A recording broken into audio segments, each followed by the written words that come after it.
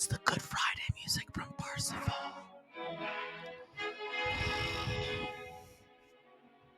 Y'all, I'm so sorry.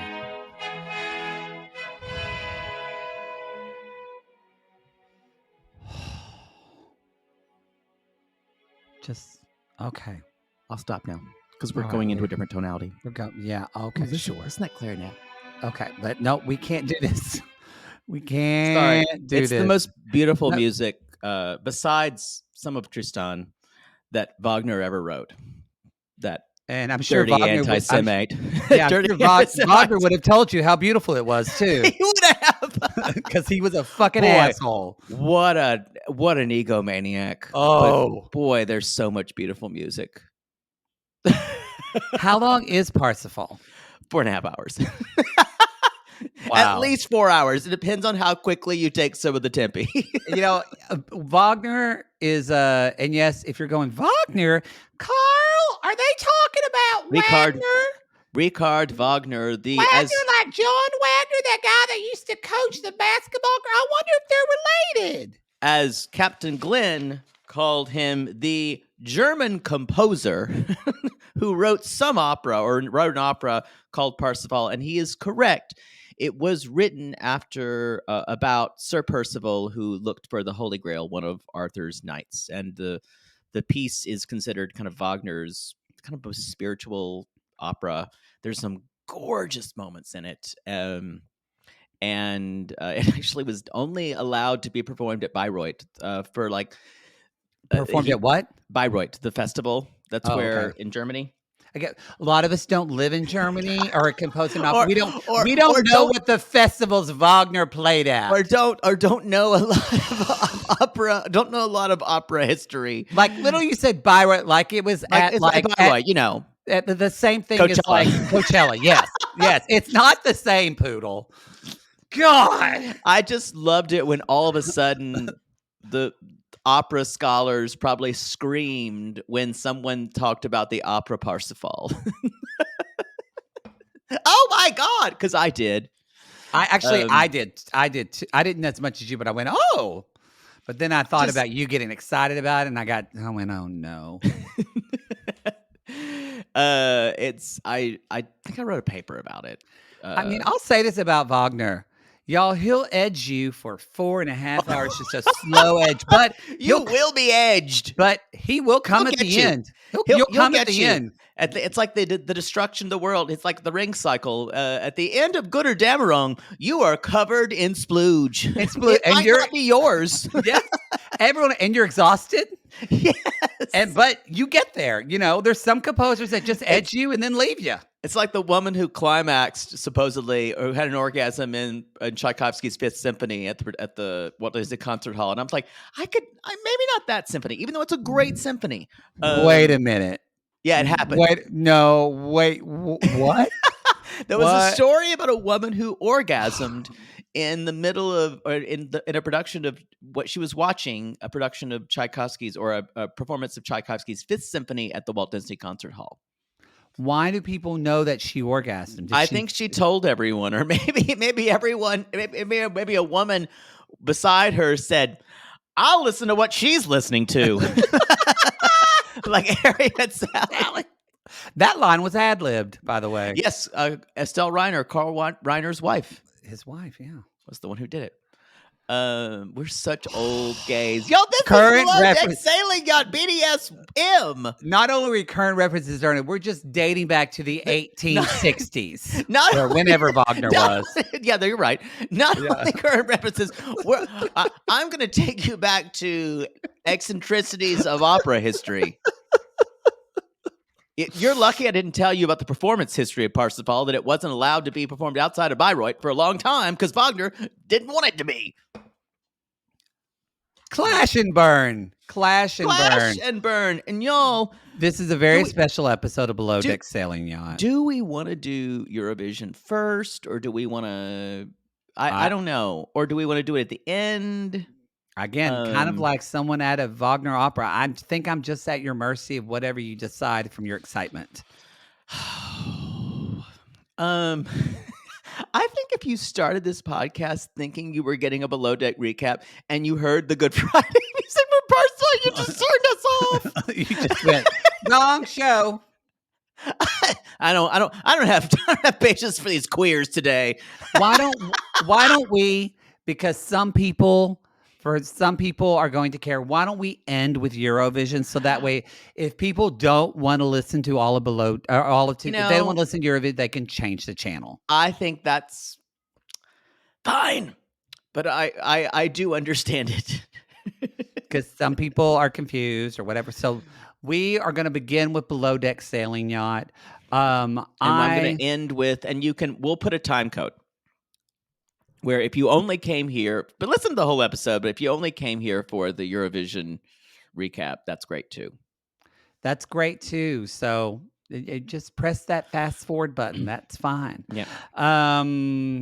Or because if we had thought of it, we would give a little bit of the Eurovision, then talk about Below Deck, then a little bit of the Eurovision. But I don't think once you start talking about it, your head's going to start spinning around, and I don't think you'll be able to stop. That's pretty much what I think. That's actually the Eurovision theme, not Wagner. Okay. Yeah, we're gonna wait. That's the Eurovision theme. Yes, Charpentrier's Te Deum. This is just me using my music degree. Well, you got it for something. All right, so let's talk about this. Sorry, Charpentier, not Charpentier. No one cares. No one just went, I'm going to leave a 1-star review because Poodle pronounced that weird French name wrong. God. He played the wrong part of the Good Friday music. Yeah, no, we can't. Okay, so I don't have patience for these queers today. I can just see someone. Yes, and just also get to the funny. Daisy has no patience for anyone on this ship because I think we talked about it. Daisy's done, right? She's done. I think she's having a really bad season. I think she wasn't ready. I don't know. She's had. She had a rough season 2 as well. Season 3 was a little better, but I don't know. And remember though, this is probably the first, and they have other. She goes to different boats throughout the year, so I think there were other things at work here. She and Gary spent a lot of time together. I think outside this season, they'd become friends, kind of after hating each other during season 2, yeah, and kind of trying to get along better in season 3.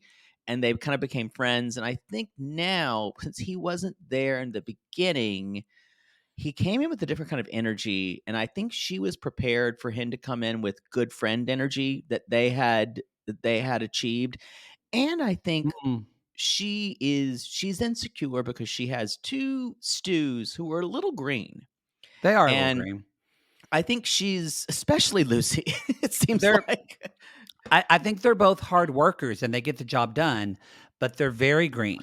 And I feel like she's at a point where she's asking herself, I want my career to stand for something, and I want to make a really good, because what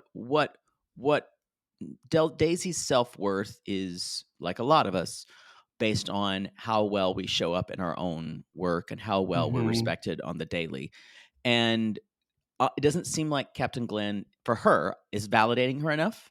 And it's something that she needs, and she needs to be perfect all the time. She's had a rough time. Maybe she'll turn out of it this season better, but she's already having meltdowns. This happened in season 2 as well. So okay. This isn't the first time she's had meltdowns. Okay. She's always funny though. That's at least, and because it seems to me almost that, just from my perspective, kind of going off what you said about Gary and Daisy becoming friends, I wonder a little bit if it's a little bit of fame got to Gary and Daisy, because they really got a lot of like good press and good buzz about after last season. Potential relationship. Potential. But also wonder if they both, like, you've watched more seasons than I have, but do you get to a place on Below Deck when you become so famous and you become a reality star that you don't, and who would blame you? You don't want to do that job anymore. You just kind of want to be the reality star. I think you have to have a lot of perspective if you do this for a couple of seasons.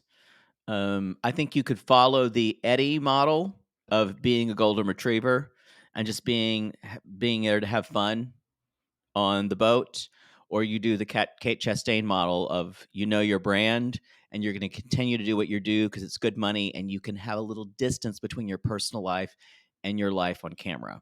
Mhm. Um, and I think it's all perspective. You may have something there. I think what I feel from Daisy, what I've always felt and why she's compelling is she really does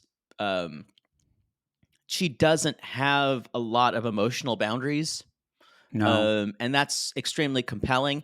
It's not gonna get you the best manager a lot of They're times. Gary, I will say Gary and Daisy both, I think, are doing bad jobs of managing the ship. Yeah, Gary especially this season. Gary And especially, yeah. I really do think I'm not sure. It may have gotten in Gary's head that he can do anything he That his wants shit this doesn't season. stink. That's what I feel like. The What I'm thinking, and maybe I'm just too this is tinfoil hatty again, and maybe the way I think Uh-oh. about uh, Here she is, uh, boys and your girls. favorite conspiracy theory drag queen, that they're trying to give him some type of arc where he realizes he was too big for his britches, and because I think they know too many people like Gary enough to have to do him shitty.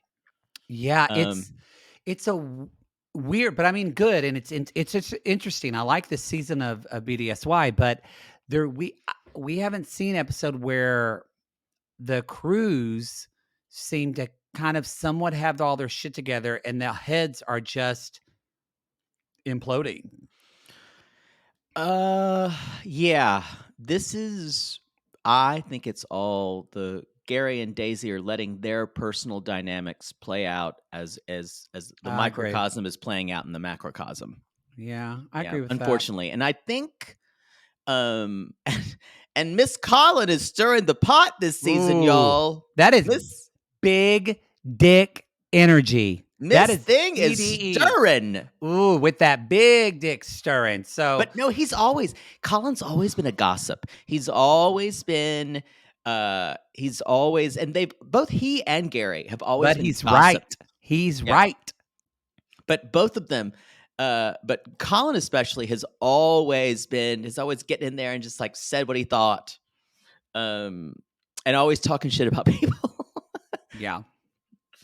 I still love him. I still say he's my favorite person on this series. Oh, I love him. I love him. Um with the Very exception excited. of maybe Captain Glenn, Big CG himself. That's true. What's your Um, first tea bag? I forgot. I'm just going to put in my retainers. why couldn't we do it with? Why couldn't we do it? I forgot. I was eating. Finally, you sounded like you weren't doing a comedy routine. Okay, I'm back. Exactly. Ready. You don't realize that's what it sounds like every time. I'm back. um, I my first tea bag is I don't know if Alex thinks he's there to be on camera to be low key kind of slash sarcastic insulting. Um I don't know if he understands what his camera presence is, but like Lucy is kind of maybe I don't think Lucy's kind of aware of herself, but she's instantly funny. She's like, I'm gonna do some yoga, downward doggy. And he's like, that's child's pose. He does. Sometimes I feel like he should be gay. Well, I'm not saying he's gay, but the it way he is says kind of like these dry, like sarcastic things, it's bitchy energy. It is definitely bitchy gay energy I kind of that like he it. that he throws in. He throws it in his confessionals too. Um, it doesn't necessarily work on a boat. Can I mention something? And I finally realized why this is like a part B of my tea bag. Chase's confessionals always feel like a roided up athlete who is screaming at the camera. It's very like Jersey Shore first season. It's like, and then I don't know what Gary wants me to do. I mean, come on, bro. I mean, do it or what? What do you think? Ugh, pose. I hate them. that is how they said. They're so practiced and they're so awful. You know what I think it is? I think this guy was a dud and didn't have any. They thought he's cute and they thought he would be this kind of American, but he has nothing to offer and he takes himself too seriously. And they're like, Chase, take that again with more energy. And so I bet you the producers, I bet you he had to say things like 5 fucking times. I mean, come on, Gary, throw me a bone here and not like a bone, like a dick. Chase, can you do it one more time? More energy, more arm movement, more head gibbering. I hate them. They are so overly practiced. Yeah, It feels like he's giving an audience member shout out at Jerry Springer to a guest. Yeah. It is Jersey Shore energy in all those confessionals. I agree. Anyway, sorry, Jerry Springer. Rest in peace. Jerry Springer died? Oh yeah, he just died. Poodle, what are your thoughts about buffalo wings and sans a bone bowl? You know, this crew is the department heads especially. Neither one of them are Americans, so we don't know a tradition of. There's no traditions of bone bowls with wings. I will say, if they would have served olives, they would have probably bought a tiny bowl for the pits. But I think it's funny that the guest just requested buffalo wings, the most American thing possible. I think it's a dumb when you're in fucking Italy to suggest that's trash. Yeah, well, you're not going to get. I'm going to agree with you about that guest anyway. The embodiment of a human gold chain. This guy, Roy, you can smell the human growth hormone that he's giving himself. I mean, he's not a dick. He's not a bad guy, but he's still not somebody I want to hang around with. I think he is a dick, but he's not that bad. He's not abusive. But I just kind of roll my eye. It's the same. It's the low key shit of, well, you know how when you're in a really nice resort and like you go into town and you're like, I want to go back to the resort. That's kind of what I feel like right now. I need to say that on the camera so you can know what I feel. Yeah, it's a dick move. But he's in the pantheon of dickishness. He's somewhere in the middle. He's still the the guy who was on one of those. I'm gonna cut you. Like what was the guy who screamed about a better fools at the ballpark? Remember him? Houston. The people from Houston. Yeah, they were terrible. No, there have been some really, or the woman who chanted with her cutlery, lunch, lunch, lunch, trash. Lunch. Yeah, he's not bad at all. He's in the middle somewhere, but I consider this just a failure of both Daisy and Ileisha not thinking that that this is things that Americans are going to eat off the bones because they probably don't do a lot of wings. Probably not. So Alex like that's in his like really like femmy gay. that's a failure. What did he say? Yeah, he did. Yeah, he was like, yeah, that's a failure. That's a failure. Like, 2 strikes. He said, it seems like a no-brainer. Someone is dropping the ball. Someone's dropping the ball. Yeah, he's definitely still have sex with him. Oh yeah, I would. He's definitely filling in the bitchiness, the bitchy requirement this season. He's having to. And of course they radio about or text about it. That's the thing too, with that Daisy's not a good manager. It's like, this is later on, but it's like when she found out Gary was going to go to dinner and she just goes, fuck! No, that's one of my favorite things I about it. love it. But she But just goes, she's a fuck. and even like when they emailed about the bone, she's like, "Oh my god, oh my Oh my god, god. my god, I'm so fucking over this." And I'm like, No, I live for calm. those moments. Which she's great TV, but to be around her as an employee, I would No. feel, I would Well, be on fucking eggshells all the time. and her stews feel like they have to go after her. Yes. So I will agree. She's fun TV. Do I think she's the best manager? I don't think so. Yeah. No. But there are some people who do really like her. I go through periods where I enjoy her and periods where I find her exhausting. It's weird because I've always enjoyed Gary up until this season. I think either it is that he's getting a shitty edit before so they can give him a redemption arc, or he's gonna have a crap season and he'll think twice about coming back, or next season will be his redemption. This is the way. Of course, I'm thinking about it. This is a producer because y'all, these shows they get so much footage. Everything is produced. It's not fake. It's just produced. There's a big difference. That's true. That's true. You got a lot of footage and you have to create a narrative. So, my next tea bag, mine was about the bone dish as well. Okay. Hey, do you love your brother? Or why don't you ever put him in your pictures on your Instagram? Because that's weird. It is. It's weird. It's weird. She is literally trying to curate her life as a 17 or 18 or 20 young. I think she's 20 older. Yeah. She's literally trying to be an Instagram model, and younger redheaded brothers do not belong in your bikini pics. No, they don't. No, they don't. Younger brothers don't belong in photos that say #Sardinia vibes. Yeah, you are never going to see me in one of Jake's Instagram pics. Absolutely not. I'd crop out your head. Exactly. It's not part of his brand. It's not part of my brand. You don't post on Instagram. That little still. Buster Murdaugh wannabe is I'm not one of our sissies said that, and I screamed. You don't know who that is, do you? Murdaugh? From the Murdaughs, the South Carolina family. Yeah. I thought that was a little awful, but I've been laughing about it ever since. I don't know what he looks like, but I assume yes, the family. It's a little redheaded kid. So anyway, he does not belong. I just thought it was the father's like, you don't love your brother? That was immediately a trial for her about how much she loves her sibling because he's not on her Instagram. Yeah. This woman, that has nothing to do with it. She just needs to look like a hot bitch. Exactly.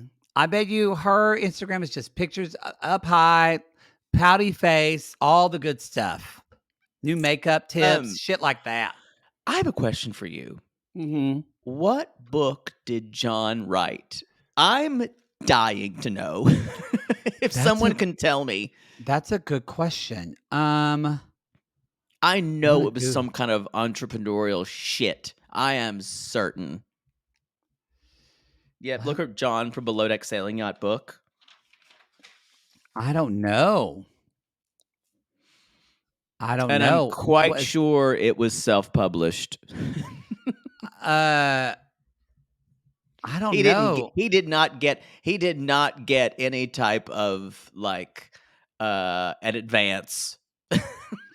His name is Sarasani. Let's see. John Sarasani, author. I'm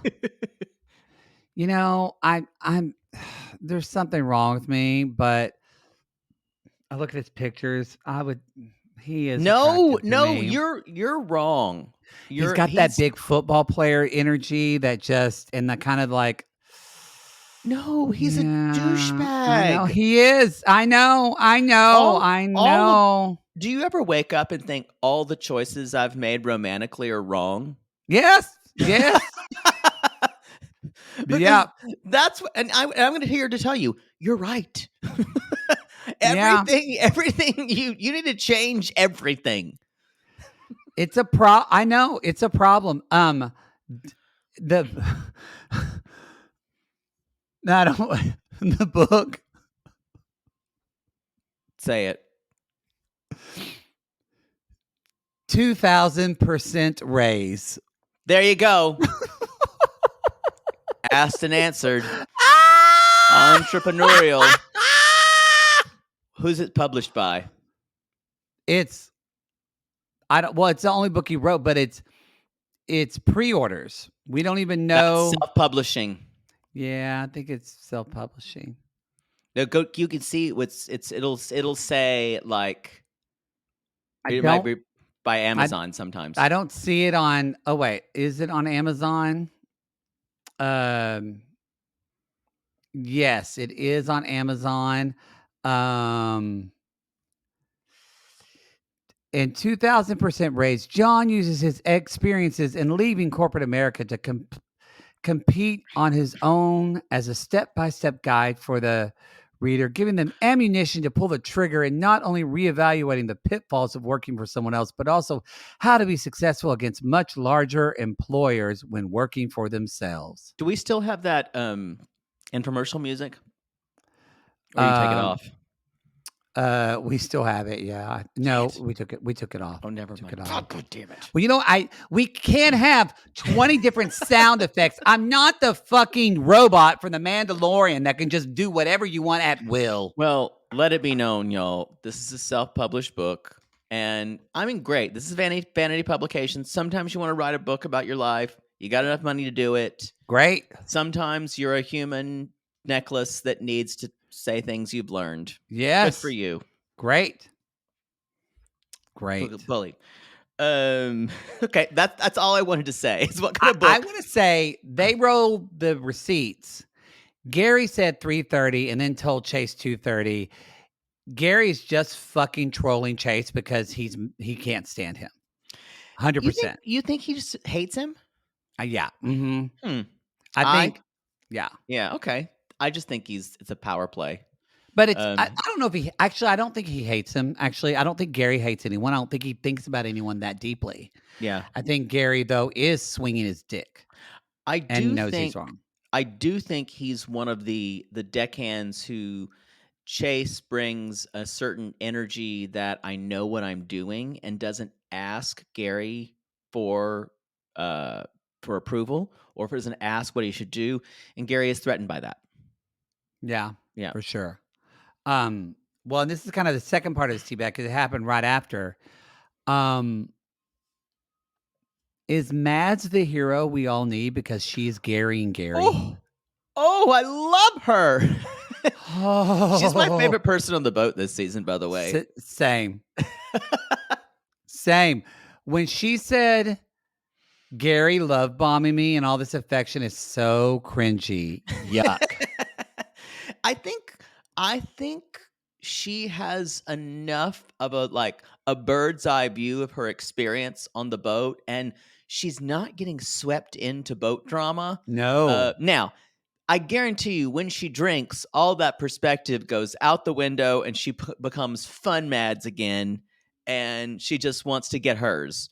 But right now, she is very much kind of in her body and standing up for what she believes, which I kind of love. She's only going to hook up with Gary again if she's drunk. Yeah, and she will hook up with him. And then the next day when he tries to be all love, she's like, I told you that's not what I do. Yeah. I love that as she says, Gary doesn't get me at all.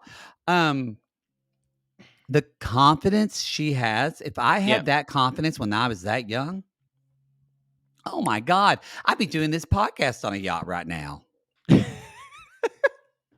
What I think is interesting is how a lot of times women who fall for Gary they kind of de-age themselves. They get younger and younger and younger to his persona, and she's just not doing that. No, when she's sober, which is better than Ashley did last season, or some of the stews in season 2. I always forget their names. They're forgettable. Oh, they are forgettable. You know what? We should take a little break and we'll be right back.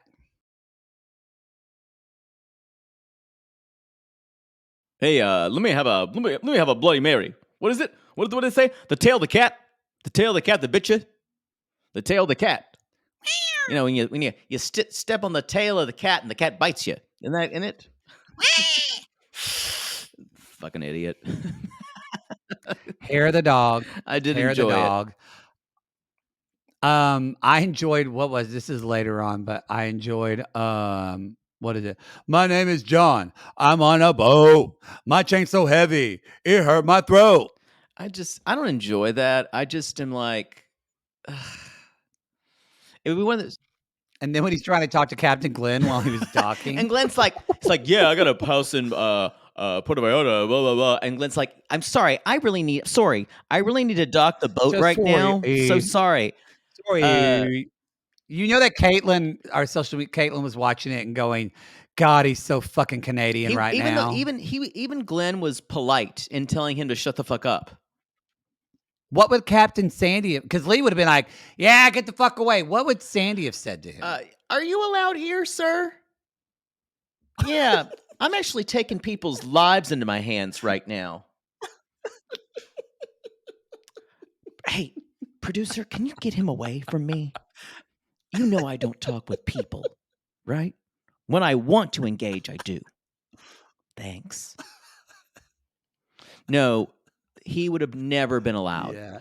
Also, Sandy could never, Sandy could never take the close personal space time to do BDSY. She could never do that. Oh, well, no. I don't think No. Lee could have either. But sorry, I was jumping ahead a little bit, but let's talk about Lucy melted the dress, y'all. I have to say, that's a poodle move. You would do that. If they read it correctly and it said ironing is possible, that's not their fault. Now, it looks like Lucy was trying to steam the dress, but she actually touched the iron to it, which that's the problem. But that's the problem. If it says iron on the garment, that I would take that back. I would if I would have been Daisy, I would have told that woman, and I will say, Daisy was as professional as she could have been by saying, "I'm so sorry we did this. I will reimburse you. You have my apologies." She did. And the guest took it pretty well. She still wore it. If you saw later on, she did. Now, I don't know how expensive this garment was because it looked pretty diaphanous. But you're right. You never you're right. know what those dresses could be cheap, or those dresses are could be $2,000, like yeah, or something like that, probably. Because it could be like part of beach wear, you know. But I to me, if I'm going to give someone something that I know either can't be ironed, I think I might try to handle it myself. I don't know. That's me. Again, you and I are not. We need to be. We need to.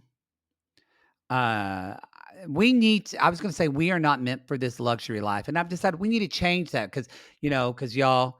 Channy's talking this week about abundance coming in your life, and I realize it's not about it's about me having to know that I'm okay to accept abundance. Maybe you and I need to take a luxury trip. I just took one and just be waited on hand and foot. Were you waited on by hand and foot? 2 hosts who were there. This big gate opened up and we went in. Wow. I'm there already, so boy, do whatever Channy wants. So then you're just a hypocrite because you keep saying, I could never do this on the boat. I'm out there living that rich white lady life. You would want this steamed. You would want this. You would want espresso martinis brought up to you from the boat. You would be that it all comes out. I did go to Mexico this weekend, and the gentleman I'm seeing had a couple of ins with hospitality, and we were able to get a weekend for a remarkable rate. And this resort was real face. You were insufferable, weren't you? No, but I will say, Did you? if I lived that way all the time, I'd become a monster more than I already am. I'm glad you just finally admitted it. I've been waiting 4 I years did, for that. I did say out of the pool Boy. one time when they brought me a drink, I looked around and I was just like, well, there's 4 people standing there. I put my drink down. It's empty. Wow. I didn't say it out loud, but I remember thinking it. Wow. But you thought it. That's even you're just another step. But there You're were a 4 monster. people. They were You're standing I around. can't travel with you. That seals it. And it only took about 30 seconds for them to see that I'd finished my drink and after to bring me another one. 30 seconds too Aim long. fucking In men. your opinion. I should have shook my ice in the glass. We need to move on. I'm uncomfortable. I will say, having that treatment, I'd never experienced that before. I'd never been to some place where I was like, where I wasn't seen as just like a herd of guests. It was interesting. It was very interesting. Yeah. Whoa. Let's see. There's a little bit of okay. John wants to suck Gary's dick, You right? know what? Gary represents Just look at Gary over there. God, what a Gary charismatic represents everything that John wishes he was in his youth. And he guy. That's what I wrote. part of him sees himself still as Gary. And these men who have means, which John seems like he does, you don't lack for anything except youth. So he's looking at Gary and seeing something he wishes he could be again, and seeing something in himself so it's a mirror. It's all but it is. It's like charisma. That is the word that straight men want to use when they want to fuck a guy. It's the non-sexual yes. I want to fuck you word. Good, he's got charisma. I thought he was about to say uniqueness, nerve, and talent. And I was going to go, yeah. I would definitely like to be alone with Gary's charisma, uniqueness, nerve, and talent. Did you see there's a clip of Pedro Pascal talking about how much he loves Monet Exchange and Drag Race, and literally he talks about a quote from Burning Paris in is Burning. or Paris is Burning. And I wrote, I can't love this man my anymore. love for him surpasses almost all things. I love him more than Maurice Ravel. Wow. Yeah. Not Ravel's music though. That's a whole other level. But the person. Okay, so let's keep moving because we've got yeah. Oh wow. The only thing I don't have anything else for what do you think about the tip meeting when Glenn is kind of talking about injuries, keeping a better eye? This is the thing. I think in previous seasons, Daisy has been able to kind of get by, but she has never handled criticism well. It's just never. Yeah. Never. She's always defensive about it. She's very defensive, very, very defensive, period. What did you think though? This just tells you who Gary is. The first thing when she went away, Gary, without even left everyone there and hugged Daisy and wouldn't let her go. He just knew that he knows her and she needed comforting at that moment, regardless. He knows her, but it's a little bit of like, he cares about her, but it's just, they're fucking in just to a mesh relationship. Okay, I see what you're saying. And honestly, I was with Colin. Colin was right. Like the way that like when he told Gary that was a dick move to go have a cigarette. And then when he brings up, I thought Colin was when he was talking about we need to be in a place where we can take constructive criticism. And Daisy goes off and is like, they're so no fuck you. And they don't know the pressure I'm under. And I thought, Colin fucking rebuilt the goddamn boat in one to be day. honest, That's pressure. This sailing yacht has always been full of drama queens because they're just too close together. And all of the department heads are kind of enmeshed, like you said. They're all a little bit like brother and sister that fight. And they love each other a lot and they fight a lot. And which is it's still why it's my favorite franchise. But Colin brought the boats back to life. Sit down, Daisy, and sit down, Gary. He can say what he fucking wants. Preach. That's what I think. Now slap that dick on my face, Colin, and call me your little buoy. Ding, ding, ding, ding. I kind of got sick and laughed there at the end. Can we just do the Eurovision corner now? I think, is there anything else I wanted to talk about? Oh, I wanted to talk about the girls' outfits, and I wanted to talk about how much they got for the tip. Fine. Just do this goddamn Eurovision corner. Hey! Boy, really on time.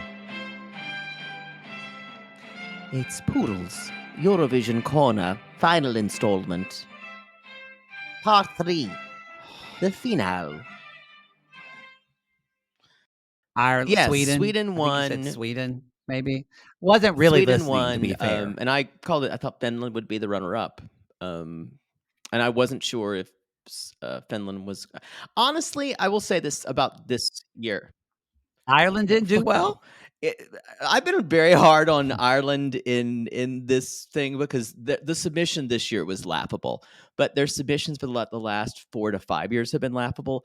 Someone did point out, and they're correct. Before I started watching Eurovision, Ireland won the most times, especially in the late 70s, 80s, and some of the 90s.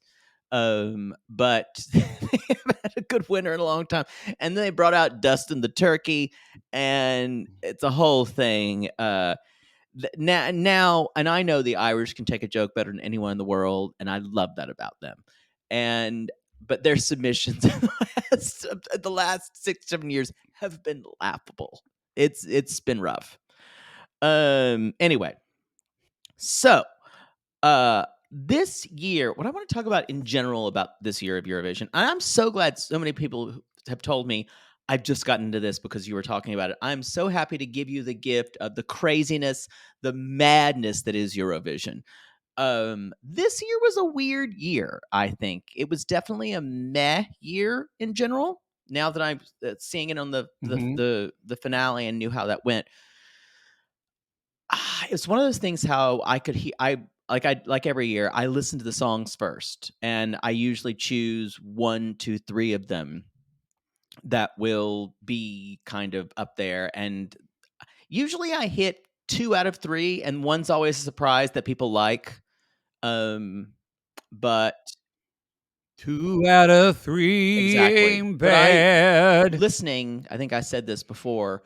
I said Sweden is catchy, Tattoo is catchy, Finland because of the nature and what he was wearing, and it was just kind of like out of nowhere, like holding on to the zeitgeist kind of song of craziness. And I thought if it was a joke year, Croatia might win with all the dictators dressed like Hitler, looking with lipstick. But I want to talk about in general. The final, when I said it's kind of a meh year, there's been a lot of criticism about Lorraine winning because she'd already won before from Sweden.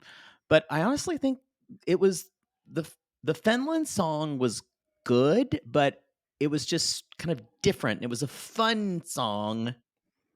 Was it mad because of the outfits? They weren't like bold, or mad because of the music? Both. There wasn't a lot of crazy shit this year, unfortunately. I also wrote down, here's some thoughts from the final.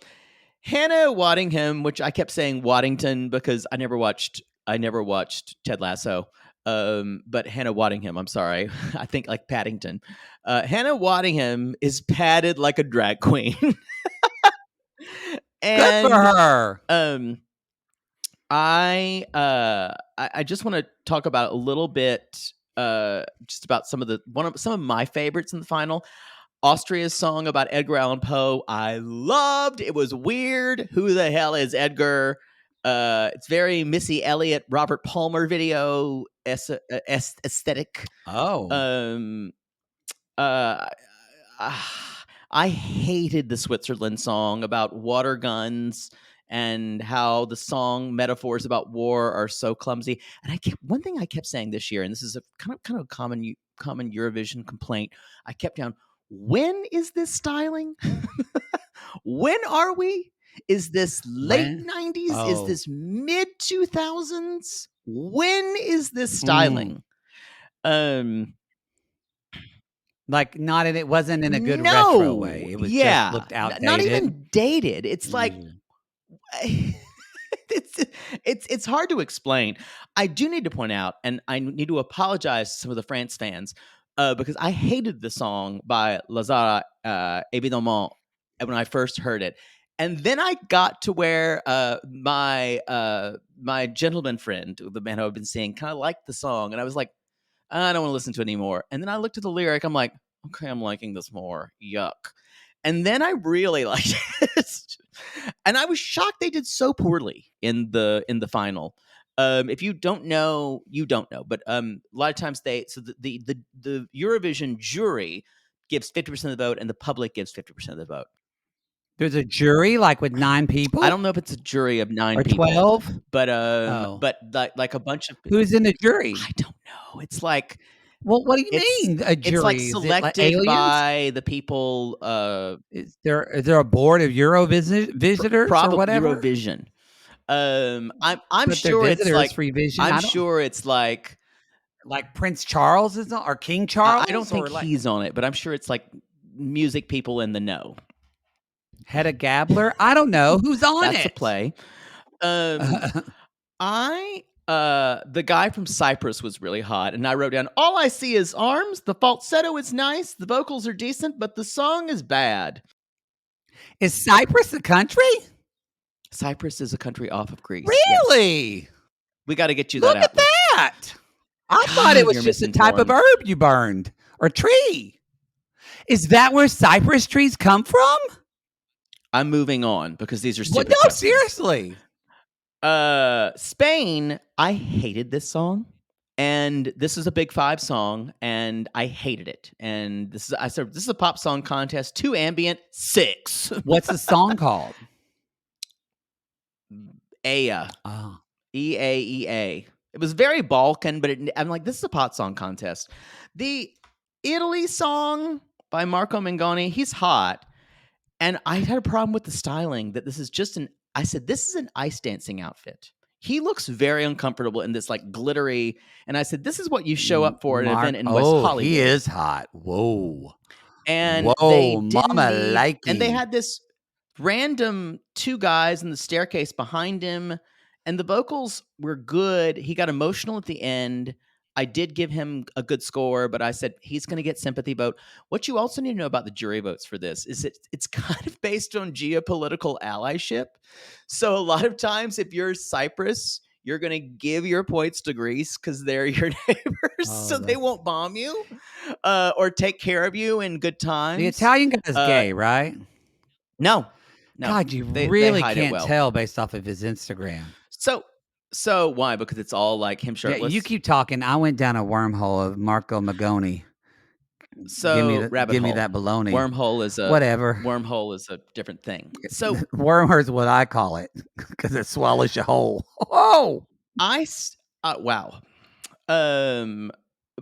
Other Big Five, the UK song I really liked, where she says, and then I wrote a song about how you did me wrong, and about like a guy cheating on her. I really liked it. It got nowhere in the finals. I think she didn't do enough on the stage. What a song I was surprised that did well was a song called Unicorn by Israel, and I read the fuck out of this song. I said that if you're gonna have a song about called Unicorn, it needed to do more things than just say I'm a unicorn and talk about how great I am. It needed more metaphors.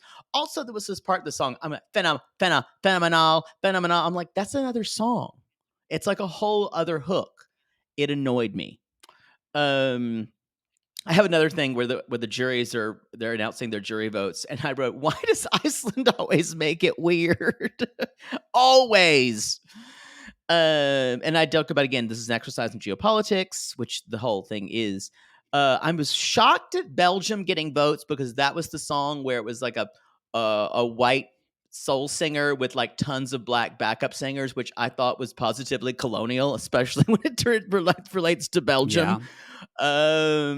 And anyway, a couple of other surprises. Australia was awful, and people still voted for them. And I said a lot of countries had no taste. Those are the ones who gave it to Belgium. Surprises? Well, don't some countries do well because they have a larger population, so people vote more? Not the jury. But that's half of their score. True, but you cannot vote for your own country. Oh, for the jury. Yeah, no. Listen, for the popular vote. So you can't vote for your own country. And you also can't vote for your own jury. So people on their phones can't vote for the country they're in? Nope. They monitor where their phone is, and when they text them, they can't. If they live in the UK, they can't vote for the UK? Yes, that is correct. No. You are putting me on.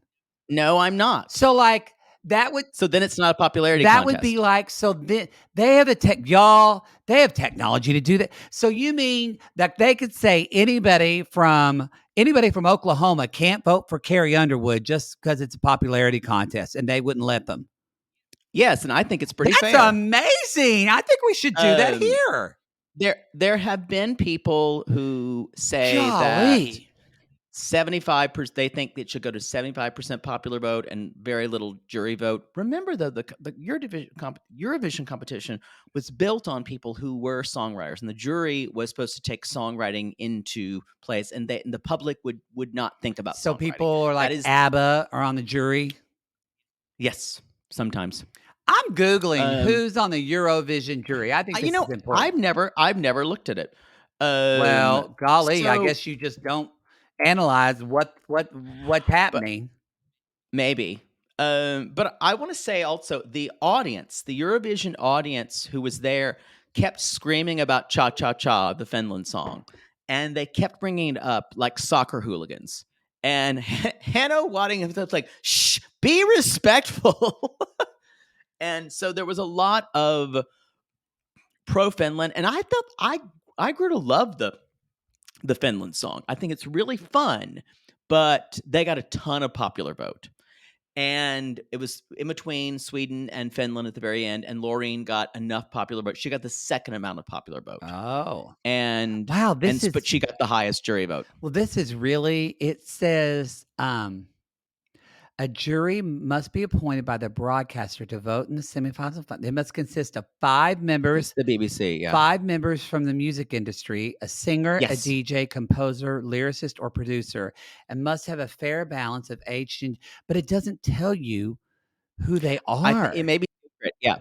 So what I was going to say is there are a lot of people, more of a populist vein, saying it shouldn't be the jury. It should be the popular vote. And so that's been gotten a lot of stuff this year, and it's because American Idol is just popular vote, right? Yes, but I don't want to wade into that because I think there are ways the producers can weight things to do whatever they want to. It's kind of like Nigel Lithgow saying, "I want this person," and we'll make it happen. Do I think Eurovision's a lot more fair than American Idol? Yes. Nigel's dead, isn't he? Nigel Lithgow? No. Come on. Okay. No. We need to talk about you not saying things like that. He's So You Think You Can Dance is still going. I just got a book, by the way. I should tell sissies. This is not over. Oh, okay. Well, why are you trying to segue? Well, no, it's So You Think You Can Dance related. I got a Mark. You know Mark from So You Think You Can Dance, Mark Kinemura? Yeah. He wrote a book called I Am a Rainbow. It's a children's book, and it's based off of like him doing all of his Instagram. So sissies, it's a get yourself a kid's book. Mark can. Are they a sponsor? You love Mark. You've said on many occasions that you love him. And yes, you would try to have sex with we're him. Not promoting his book. We're not promoting his book. We are right now called I Am a Rainbow. Buy it wherever it's sold in stores. We're not getting anyway. I want to say this season, this competition was exciting. I think it was kind of wasn't as big as some years have been because I thought it was going to be down to Sweden and Finland. A lot of people I thought feel like, that, too, you wanted but like Katy Perry coming out of the Super Bowl. Like you wanted them riding in on it like a dinosaur or some shit like that, and you didn't really get that. no, I wanted more Cuckoo Magoo.